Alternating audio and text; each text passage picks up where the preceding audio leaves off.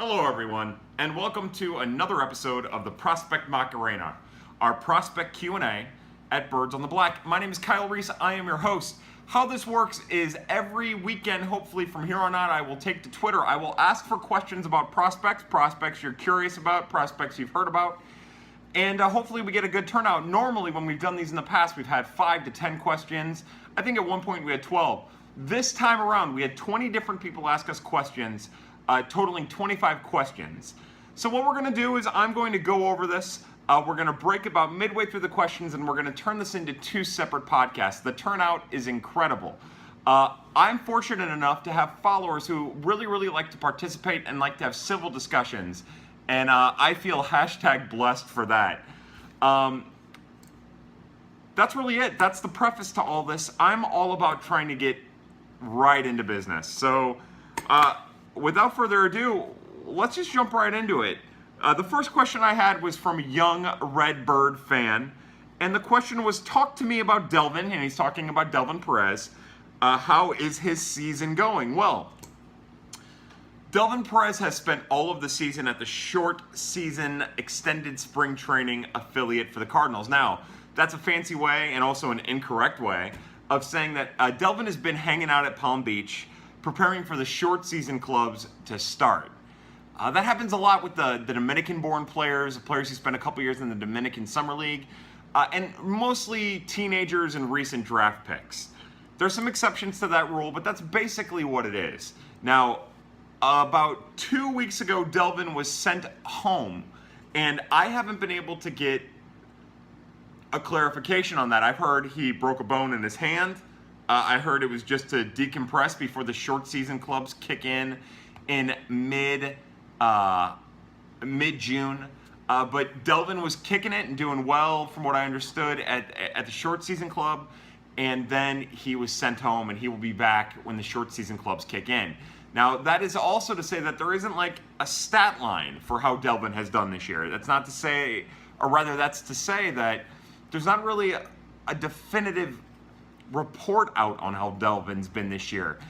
I guess the baseline for Devon Perez is that he hasn't started at a full season club. He hasn't had one official registered at bat for stat tracking purposes. And up until the beginning of May, there weren't any negative reports on how he was performing or acting at extended spring training.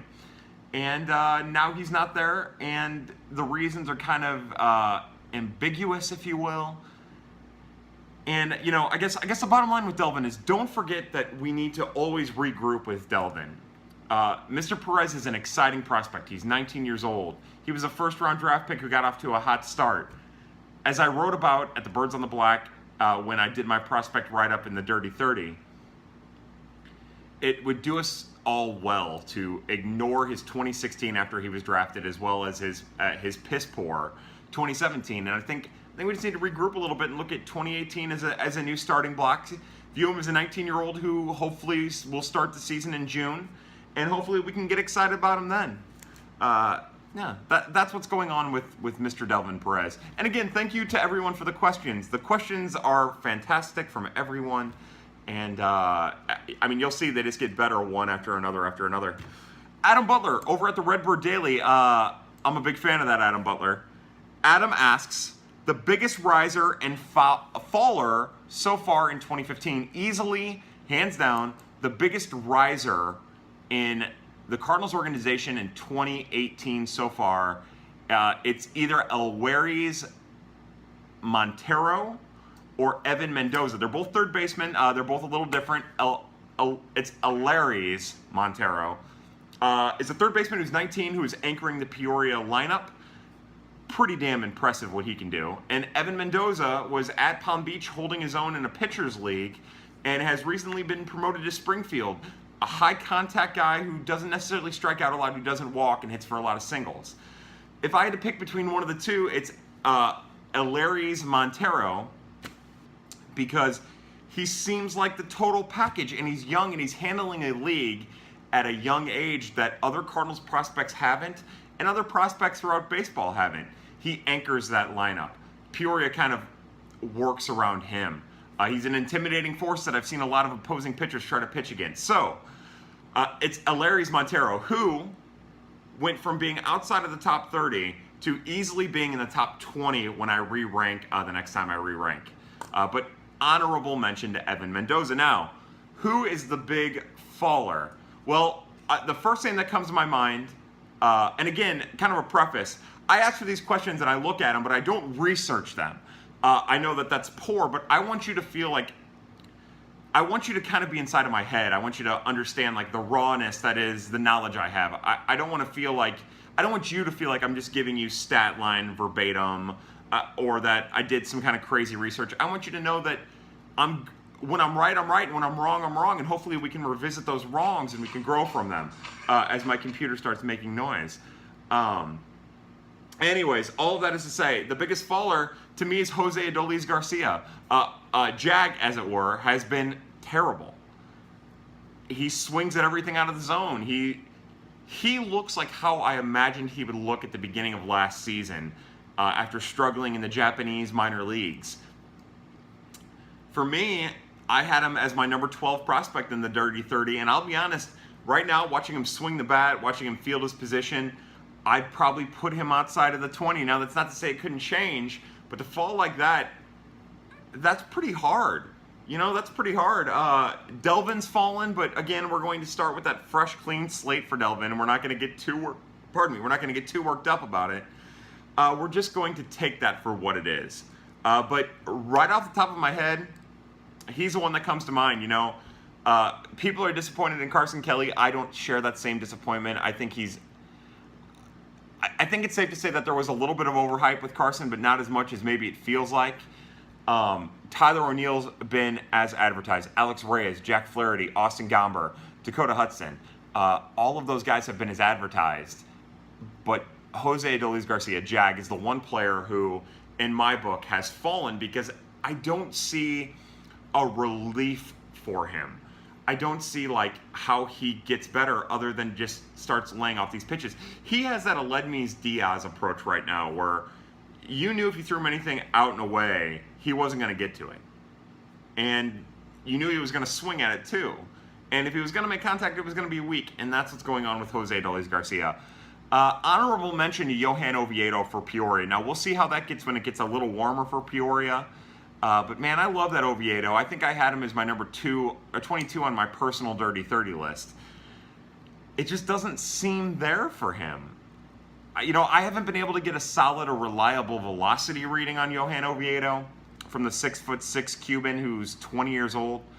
But the stats aren't there for sure. And he got off to a bad start, walking 5 and only recording 1 run in his first start while it was snowing in Peoria. You let the start pass a little bit because of the weather, and he has shown signs of coming out of it, but it just doesn't seem set yet. It doesn't seem solid. So that would be my 2 risers. The winner of the competition, Elehuris Montero, and the runner-up, Evan Mendoza. And then the faller would be Jag, with the runner-up being Johan Oviedo. Great question, Adam. Mr. Lance Dance 1 on Twitter.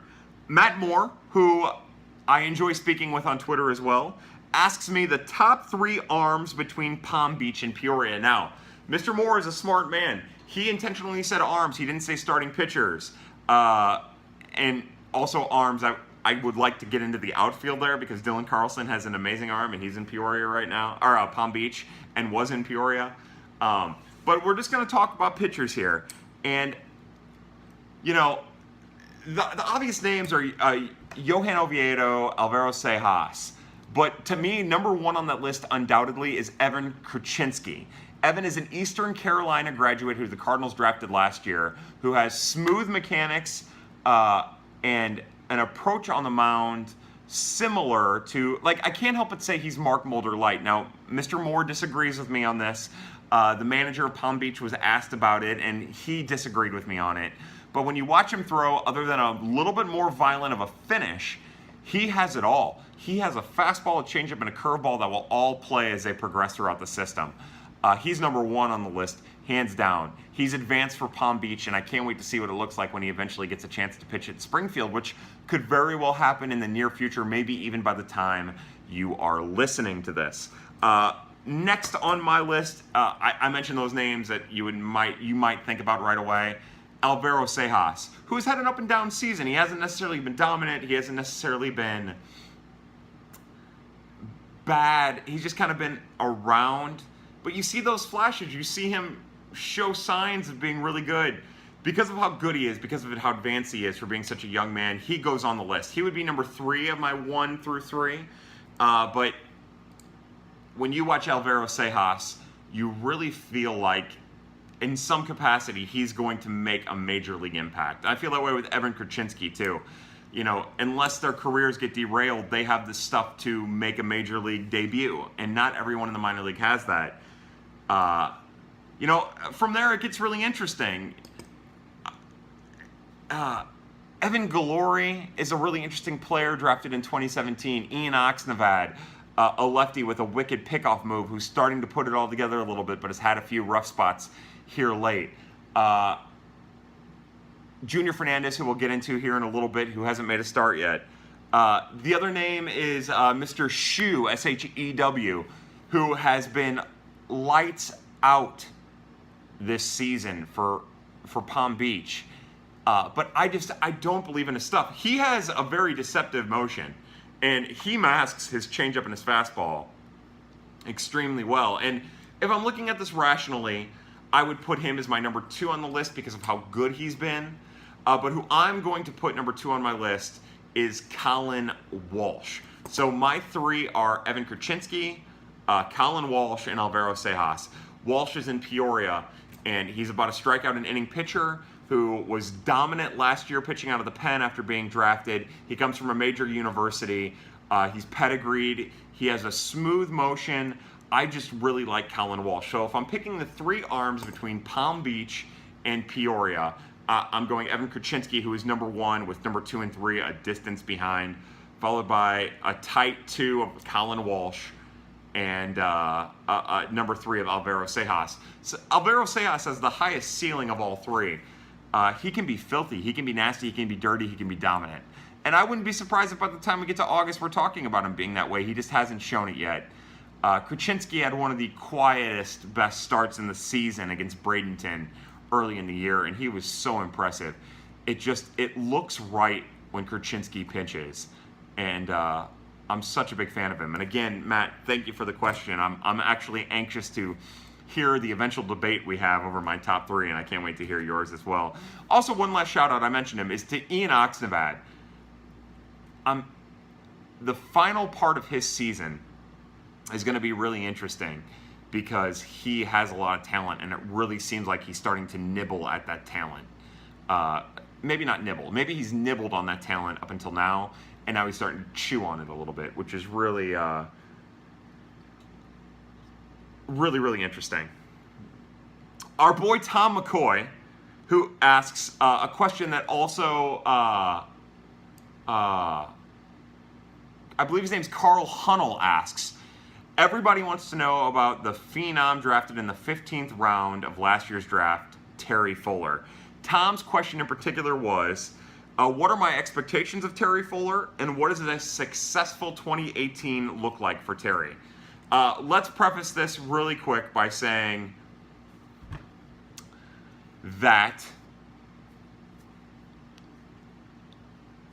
this is the first offseason that Terry Fuller has spent exclusively on baseball. He was always a football player playing baseball. He was a football recruit playing baseball. He was a guy who could hit a ball out of Marlins Stadium and make himself a YouTube sensation, but he was a football player first. This is his first offseason with baseball exclusively.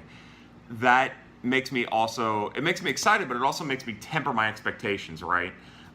Because you don't know what the overexertion looks like, the overexposure looks like.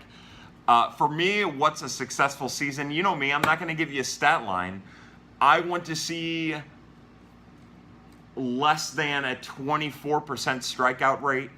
I'd like to see somewhere between 5 and 7 home runs. I would like for him to spend all year at Johnson City. I'd like to hear good returns about his ability out in the outfield. We'll talk about him here in a little bit. But Brady Whalen, I would like for him to have a season similar to what Brady Whalen had at Johnson City. Or at State College, right? Because Brady Whalen was at... Brady Whalen was at Johnson City. I'm sorry. Brady Whalen at Johnson City. Larry's Montero at GCL. But anyways, I would like for Mr. Fuller to have a similar year to what Brady Whalen had last year. And that's 240, 250 batting average, 340 to 350 on base percentage, and somewhere between 5 and 7 home runs. We don't need to see a lot of home runs, but we need to see a home run total for Terry Fuller. And again, for those of you who want to know the State College season, which he'll be a level below that at Johnson City, but I believe the State College season starts on June 15th. Short season squads start after the draft. Terry Fuller's exciting. We're going to answer to a question here in a little bit. It's going to be Terry Fuller. He's a monster, and he's gotten into better shape, and all reports from extended spring training where he's at right now is that he might be ready to bust out. Gotta love that Terry Fuller. Make some marks here. I gotta X this out or else I lose track of what I'm doing. Daniel Shoptaw of Cardinals Conclave and our overlord over at the United Cardinals blogger, UCB, asks... First off, for a Dylan Carlson update, who is a prospect that we assigned to him because Dylan Carlson is an advanced 19-year-old. And when I say advanced, I mean he's a man, just like Mr. Daniel Shoptaw is. And the biggest low-level surprise. So we'll start with Carlson. For those of you who don't know Dylan Carlson started out in Peoria this year. That's where he spent all of last year after being drafted the prior year. Since being promoted, it hasn't necessarily been great, but he's hitting 200 with a 333 on base percentage. He's striking out a little bit more than he normally would. He is still impressive. He's playing a great outfield, a great corner outfield from what I understand. There's no reason to think that his stock has fallen at all. As a matter of fact, most people believe that his stock has stayed steady, if not increased, even with the struggle at the next level. The on-base percentage that is 133 points above the batting average goes to show you that his philosophy isn't changing. He's just holding his own. He's learning from the league and trying to get better at the league while learning. And that's not an easy thing to do, especially for a 19-year-old at a full season club. So that's your Dylan Carlson update. The second part of Daniel's question, C70, is the biggest surprise at the lower level. Now, that's a tough one. Getting back to the beginning of the season, the assignment of Jonathan Machado to a full season club before Wadier Infante or Scott Hurst was a surprise. Chase Pinder being assigned to Palm Beach was a surprise. I thought for sure Pinder and Wadier Infante would start at Peoria. It's no surprise that Jonathan Machado really struggled at Peoria and was sent back down to extended spring training. From a production standpoint, the biggest surprise is Alaris Montero. He is better than good at a level he should only be average at. He is a monster. The biggest surprise in a positive way is that. To me, the biggest surprise is that, and maybe this falls on me for being naive enough to think he'd be healthy, but especially after his season was cut short last year, but the fact that we haven't seen Junior Fernandez pitch yet for Palm Beach is pretty interesting to me. I haven't heard one way or the other what's kept him out for the first, what will be 2 months of the season. He was shut down last year because of shoulder fatigue that they blew off as nothing more than a precautionary. That's a big surprise to me. It's a caution, a worry flag gets raised, but it's a big concern to me, a big surprise to me. The way that a lot of late round draft picks have played, pitching wise, Evan Galori, Colin Walsh. So with Andrew Shue, I always want to call him Anthony, and if his name's Anthony, I always want to call him Andrew. I always get it screwed up. But with him, how great he's been, because he's been dominant at Palm Beach. I've been surprised that Ryan Helsley has Now he's back at Memphis now, but I've been surprised that he toiled away in Springfield as long as he did. Mike O'Reilly's quick ascent through the organization. I've been, again, now that's all getting to the higher levels, but at the lower levels, what surprised me more than anything, there's been a lot of power from places that I didn't necessarily expect power. And it's been awesome to watch Evan Mendoza kind of start to claim his own little star in the organization. So, Daniel, that's the really, really long, that is a very, very, really, really long-winded way of me trying to answer that question, is to say there's a lot to be surprised about, and a lot to be worried about, and a lot to be excited about and encouraged about, but that's really where we're at. Biggest surprise, I feel like I'm giving a poor answer here, but I'll stick with whatever nonsense I just said while I blacked out and gave a terrible answer. Cards Nation 24/7 asks, Max Schrock and Wilfredo Tovar have hit well in AAA. Will it translate? Two completely different prospects. We're going to start with Wilfredo Tovar. Wilfredo Tovar is a defense-first prospect, as I use air quotes, because he's not necessarily a prospect. When he was 21, 22 and playing in the Mets organization, he was a prospect. He's not that anymore. This is like his 100th year in AAA at this point, and he should be hitting well. He should be fielding well. He should be that 4A player at AAA, because that's basically what he is. Wilfredo Tovar would never be anything more than like 5% better than what we saw out of Alex Mejia last year after being called up to the majors. That's the kind of player Wilfredo Tovar is. So to answer your question, would his hitting tool right now, where he's hitting 300 with a 800 plus on-base percentage, OPS rather, on-base plus slugging, would that translate to the major leagues? I don't believe so. Max Schrock is different. Now, Max Schrock doesn't strike out a lot.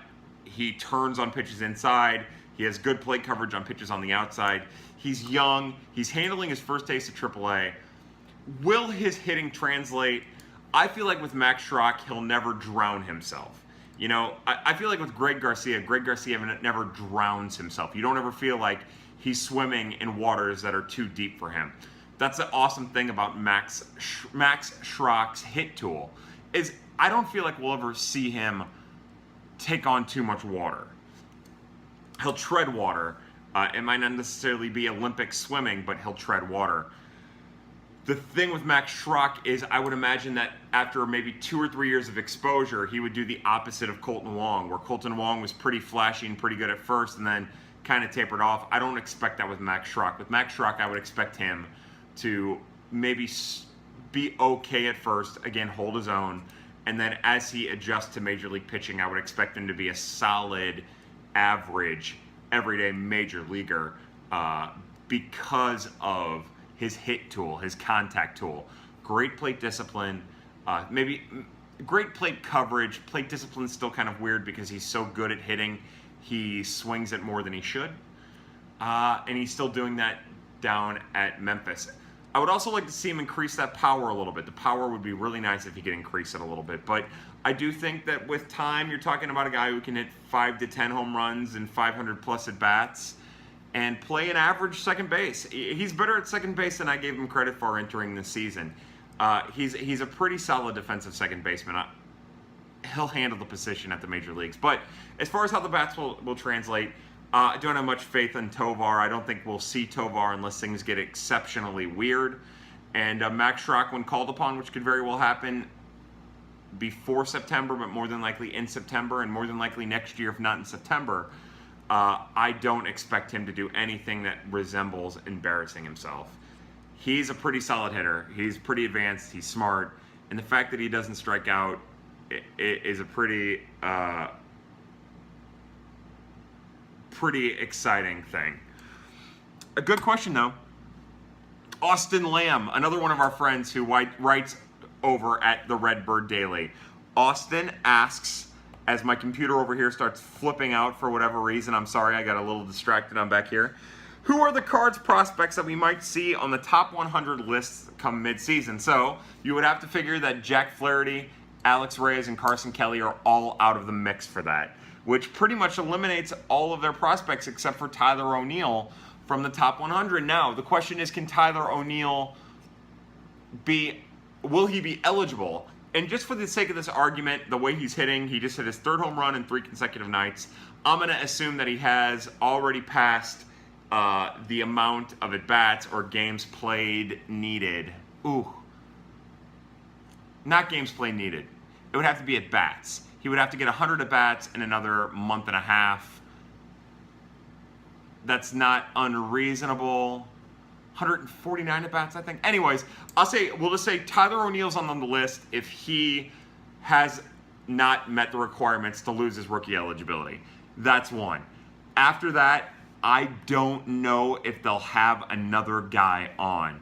I don't think Dakota Hudson goes on. Jordan Hicks isn't eligible. Ryan Helsley won't go on. If he does, it'll be in the back end. Austin Gomber won't go on. Alaris Montero might get consideration, but I don't think he will. Andrew Kisner will get consideration, but I don't think he will. He's not really like the prospect guru darling, although he's every bit of solid. Randy Arozarena won't. Oscar Mercado won't. If the Cardinals draft somebody really interesting at 19th overall, that person could find their way into the top 100. We saw it happen with Delvin a couple years ago when Delvin was drafted 23rd overall. I'll say that if Tyler ONeill is eligible, he will be the only one. Oh, man, that's a tough realization to come to. Austin bringing the show down. Austin Lamb bringing the show down.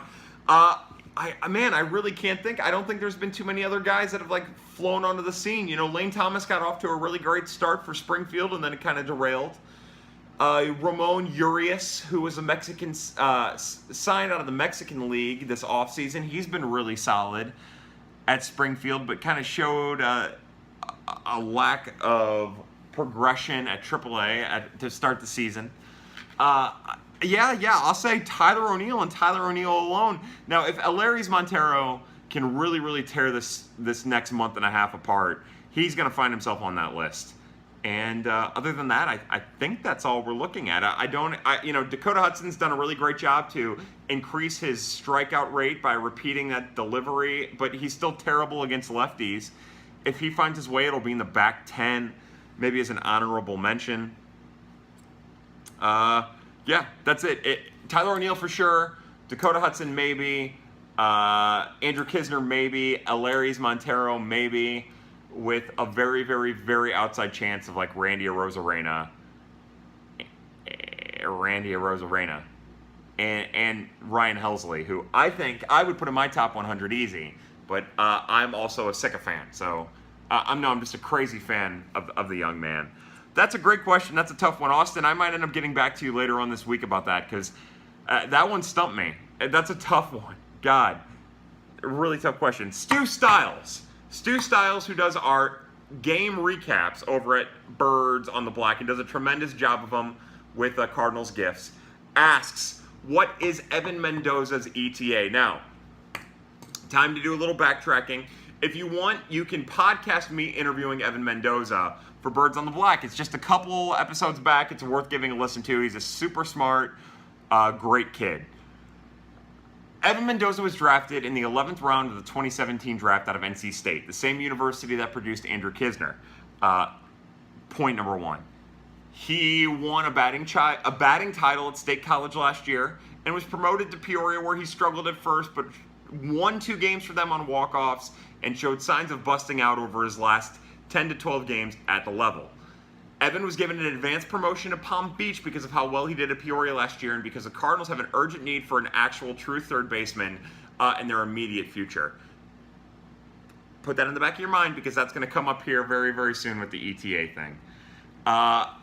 He handled Palm Beach. He was hitting 340 plus at the time, not slugging a lot, but he was doing amazing, and he was 5 for his last 8 before they called him up to Springfield, which is where he was at now.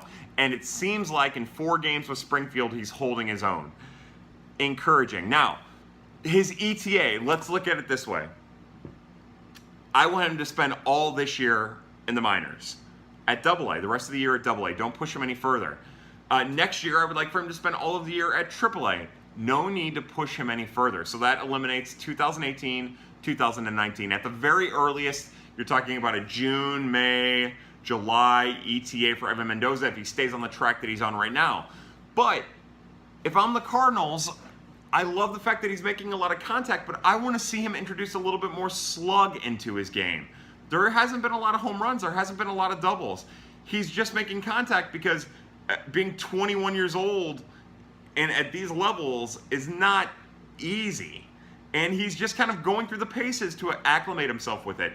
I would like for him to see him by the end of the year adding more power, more doubles, maybe striking out a little bit more, maybe walking a little bit more. At the earliest, the ETA for Evan Mendoza, in my mind, is 2020. With, if all things are going well for the Cardinals, 2021 with a late 2020 debut. But I'm a big fan of Evan Mendoza, as everyone knows. His defense, when we talked, when I was given the chance to interview him, he seemed disappointed in his defense. I was not. He still struggles sometimes, but errors are errors and usually are up for debate. But he can be flashy over there. He can be good. He can be solid. He's still getting used to the position. He was recruited by NC State to both pitch and play the position. After his freshman year, true freshman year, where he started off as a pitcher, he worked his butt off in the cage and on the field to be a good third baseman and a good hitter. And it dove off a little bit, but it got better as it went on. And by the end of his junior year in 2017, before the Cardinals drafted him, there were signs that he was going to do what he's doing right now. So, yes, 2020 as the earliest ETA with an optimal ETA of 2021 for Evan Mendoza. But the Cardinals, the way that they've been aggressive promoting prospects, I would hedge on 2020. Thank you, Stu Styles, for your question and your contribution to Birds on the Black. Now, our last question is from the one and only Holy Schilt on Twitter. The only other person who shares my affection for Mike Schilt, the level of my affection for Mike Schilt, Holy Schilt himself. He asks, what has the better future, the card system or my reproductive system? Now, for all of those who watch Prospects After Dark on Monday nights, usually, some midweeks, but Monday nights usually at 8:30 Central Time, via Periscope, you know that my reproductive system doesn't stand much of a chance. The Cardinals are about ready to go into a lull with their farm system.